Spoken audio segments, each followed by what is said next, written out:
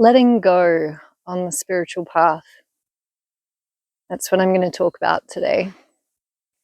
And the reason this is coming up at this moment is I'm saying goodbye to this land, this part of the world, which I've been living in for the last 8 or so months. And it feels quite heart-wrenching because, my partner and I thought that we would be here for a lot longer. Things just haven't panned out that way. And so I'm doing a lot of work with releasing, with allowing the passing away of phenomena. And I think when it comes to the concept of kind of non-attachment in spirituality, regardless of your lineage or the form of spirituality you're practicing, people tend to engage with the idea of non-attachment in this very active, kind of self-willed way where, we have this idea that I can be the one to let go, to sort of make the letting go happen, so to speak. And this can lead to a lot of frustration with ourselves if that's not possible, if our actual felt sense is showing us differently. And so if there is clinging there, if there is attachment or feelings of wanting, and we're trying to force a letting go, one of two things happens. We kind of come up against this brick wall and we push and push and push, and we just get more and more frustrated with ourselves. Or we suppress the feelings of attachment and sort of spiritually bypass convincing ourselves that we're really letting go, when really what's happening is that's going underground and it's being stored in the body, perhaps as trauma even, depending on the difficulty of the release that might be being called for. If we're trying to release a relationship that we didn't choose the ending of, for example, and we kind of suppress that or spiritually bypass it and say, no, I'm over it, it's fine, I've let go, that can actually be very traumatic. Also with death, really any kind of release that we're unprepared for, or we haven't kind of had enough time to metabolize.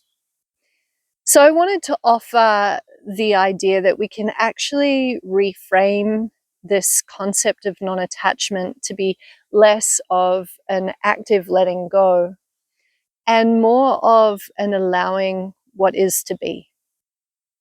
And what that means is that there is enough time for metabolizing, that we're actually very honest with ourselves about how we feel in relation to the change that's happening. And we let ourselves be with all of the emotions that are arising in a really truthful way. And that when those emotions pass away naturally in their own time, we're ready to relinquish them, and we're willing to relinquish them because there's a ripeness about the timing of that rather than a forcefulness. And I've found this reframe really helpful in my life because I don't think it's necessarily a healthy thing to have the attitude, oh, I'm letting go, when there is genuine overwhelm and fear and sadness, grief that's arising. We actually really need to acknowledge and honor those feelings in any kind of a change process. But so much of this sort of, I guess, like New Age spiritual culture, or the mistranslation of more traditional cultures into the West, which is very much about speeding from point A to point B very quickly, we apply our own cultural lenses over these ideas of non-attachment. And we start to view non-attachment as this very kind of cut and dry experience. But really, non-attachment means that neither are we clinging to things, nor are we pushing them away. So non-attachment is not a letting go, it's a letting be. And if we're able to sit with what is honestly there, even if it happens to be attachment, even if it happens to be deep grief at the loss of something, we're being more truthful about our reality, and we're letting the natural arising of release happen. It's a yielding. And this is very much tied up with the idea of what often gets called surrender to spirit or surrender to the Great One. You know, folks, again, it's like we apply to this concept of yielding to the will of God, or yielding to the will of unity consciousness, as an active thing that I, as an individual, do. But if you think about the concept of yielding or surrender, it's not something that just happens because we decide it happens. The felt sense of yielding, the felt sense of acceptance, arises naturally as a result of the circumstances of life. So if we try and force that, if we say, no, I'm completely accepting the way that things are arising right now, when we're not actually, there's a self-dishonesty, and we're losing the svadhyaya, the self-study element of spirituality. So I've been working with this, allowing things to be as they are, through this process of being uprooted and shifted again. And believe me, I've done this uprooting process a lot in my lifetime. I think I've had over 45 residential addresses as a 41-year-old adult. And, you know, certainly in my 20s, a large portion of that was nomadism by choice. I was a traveling performer for a lot of that time. So it was natural, or it felt very natural for me to be moving quite often. But in my 30s and now in my early 40s, you know, I have a different impulse. I do have a rooting down and a grounding impulse. And things just haven't really unfolded in a way that's allowed me to fully ground into things. And so this cycle of kind of, you know, getting established, setting life up, reconnecting with the new land that I'm on, reconnecting or becoming connected with people for the first time in a new place. This has happened over and over again, and it lives in my body as this deep grief, this deep sense of displacement. And so I'm trying to acknowledge that as I go along in this process, and to actually give it space and time to be present, to have those thoughts and feelings. And of course, you know, I'm not feeding them or amplifying them unnecessarily. And this is the element of non-attachment, I think, that we can really apply to our existing situation, even if there is attachment present, even if there's deep grief and there's resistance present. The element of letting be means that we don't kind of take that attachment and then amplify it, or feed it, or encourage it to grow. We simply observe it and notice. We honor and acknowledge, yes, I do feel attachment. Yes, I do feel grief and sadness. I feel resistance for the release of this thing in my life. And this sense of kind of allowing, you know, it's not necessarily emotionally neutral either. We can feel those deep feelings very intensely, but there's an imbuing of that deep feeling with awareness, with consciousness, a recognition that the emotion is arising from consciousness and it's passing away into consciousness simultaneously. And I guess a lot of folks might describe this as a tantric perspective to spiritual practice, right? So, you know, let's set aside for the moment that tantra as a word is extremely um, misunderstood in Western culture. And there's a lot of re-education that needs to occur around that. But if we can just pause all of our imagery around the sexual orientation of its interpretation uh, and view Tantra as a moving towards the material experiences of life as a way of working with the reality of this sort of 3D space that we're in order to practice our spiritual consciousness, as opposed to a way in which we might move away from by transcending or kind of rising above, or perhaps dualizing the human experience as illusion. So that's the neti is not this, not this. I'm disidentifying with the experiences of life in order to practice spirituality.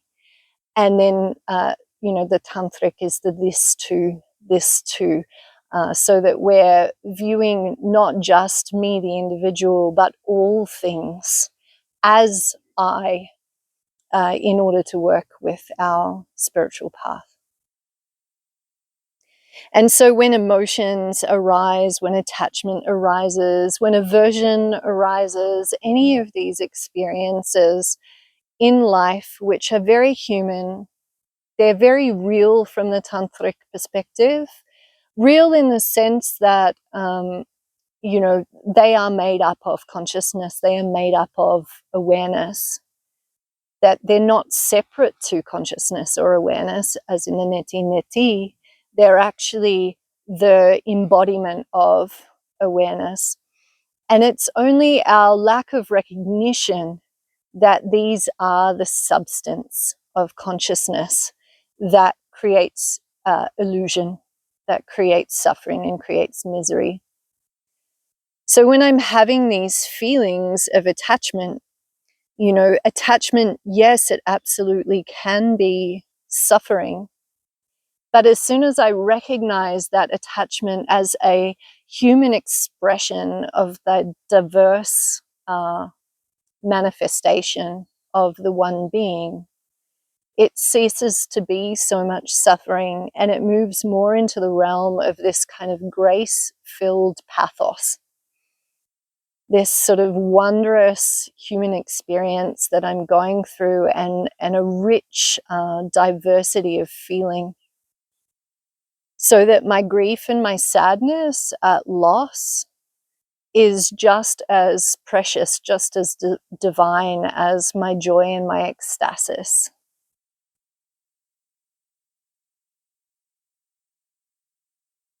So letting go doesn't have to be a removal of ourselves from the experience of life. It doesn't have to be a distancing, doesn't have to be a active kind of thrusting the attachment to the floor. It can actually be an allowing of what is naturally arising with a great deal of compassion and self-understanding and human spirit.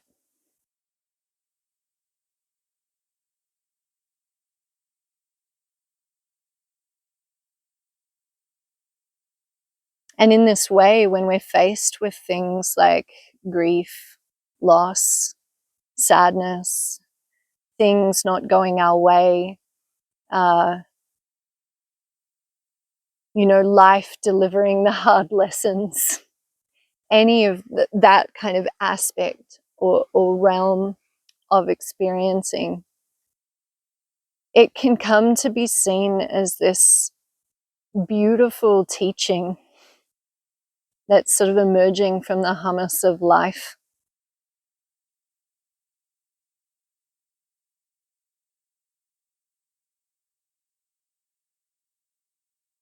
And it's really precious. And at the same time, it hurts. And in its painfulness, it's another expression of love. I hear this often spoken about in relation to, death and grieving beings in our lives, human or other than human beings, that when someone dies and there is this experience of deep, deep loss and grief, that loss and grief is quite literally an expression of love. There's nothing pathological about it. And of course, Western culture has done a very good job of pathologizing many natural human processes. And because of that pathologization, people want to suppress or shorten the span of that grief. And when we do that, it does the opposite. It actually lengthens it, and it lengthens it in a suppressed way, which is much more insidious and can cause significantly more harm down the track. But when we allow these things to be present, to be true about our human experience, when we don't try and bypass the messiness of our being, and when we're honest as spiritual people too, there's so much more capacity for connection, for the expression of love. And my loss of this relationship with this land in this physical form of being on it and with it is an expression of my love for it. And so how can I appreciate that rather than wanting to move past the feeling of loss, the feeling of hurt, the feeling of grief? I mean, if you're going through loss or grief in your own life, or if you're noticing resistance to the disappearance of something from your realm, I wonder if it's possible for you to recognize that as another expression of conscious love. And how does that change your relationship with the emotion itself? Does it bring a different quality to it? Does it perhaps bring a little bit more self-compassion and self-understanding? Does it allow for your humanness to be present with and in your spiritual reality? And does it give you a sense of ongoing connectivity to that thing that you've lost? Knowing that there is love expressing itself in a very human way through your grief.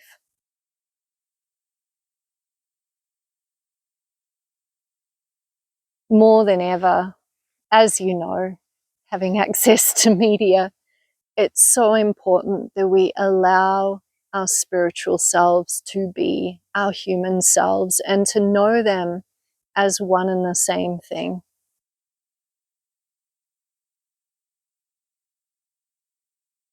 It's through our humanity that we can realize our oneness with all. It's not by removing ourselves from humanity that we do that. And when we realize our oneness with all, loss feels differently. But loss is still there because we're also one with loss. We're also one with resistance. We're also one with grief. Unity consciousness is not only inclusive of love and light. Unity consciousness is inclusive of all things. So allow yourself that full expression of humanity. And through that, I think that we can all come just a little bit closer to what is true spiritually. They're no different.